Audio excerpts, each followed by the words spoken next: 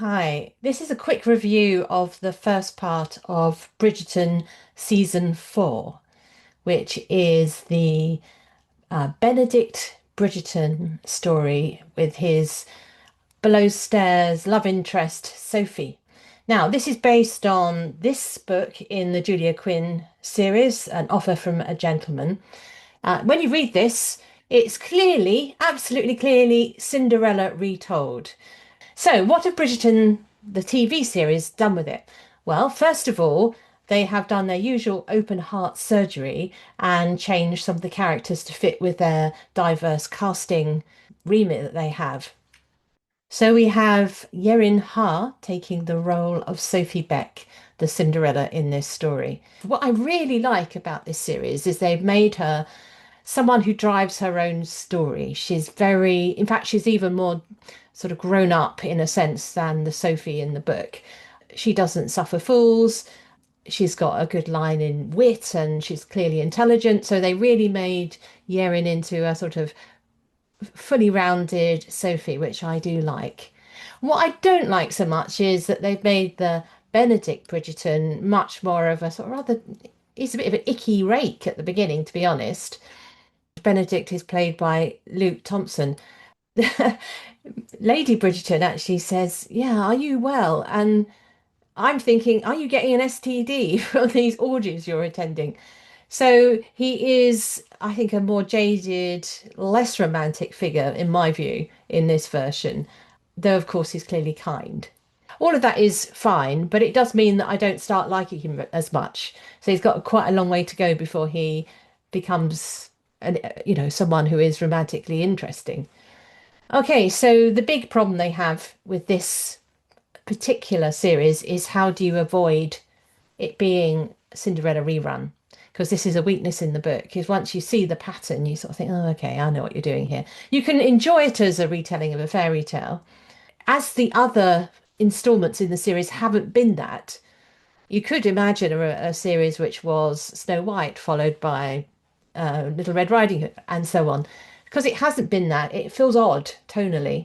So what they've done is they've started with the prince. They start with Benedict, and you don't see Sophie as a servant until we get to the second episode. I think that's quite intelligent choice. It means that you're not doing the internal Cinderella story, and I think people would groan if you'd started there. And by the time you get to the second episode, you are kind of on her side and want to find out more about her. So that was a good choice, trying to avoid those echoes as much as possible.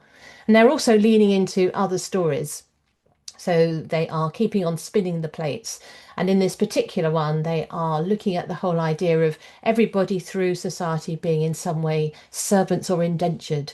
So you've got Lady Danbury and Queen Charlotte having a similar struggle over who is free in that relationship. They're friends, but the Queen wants to keep hold of her friend and is using her royal privilege to make Lady Danbury stay in thrall to her.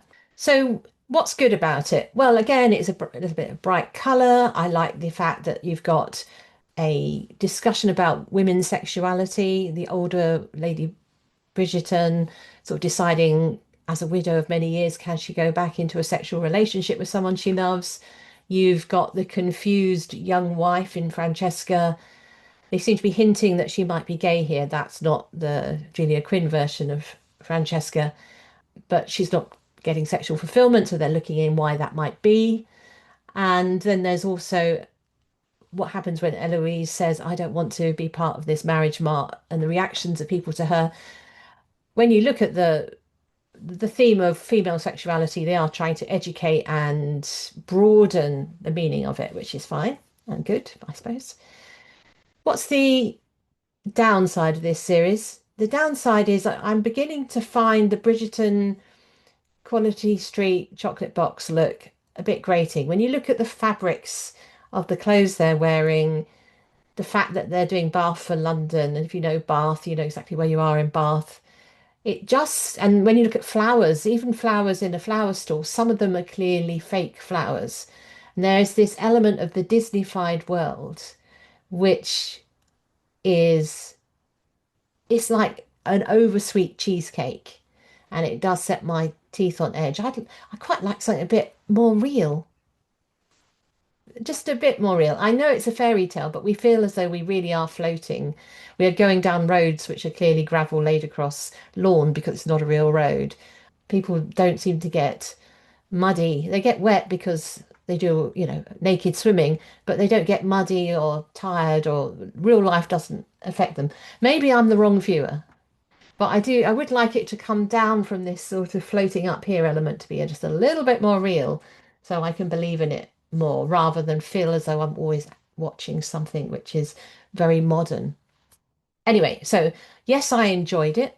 I think they've made some good choices about moving away from the Cinderella plot as far as they can. And I will be watching the second half to see how they resolve it. They've got actually, in terms of the book, they've got a long way through the book.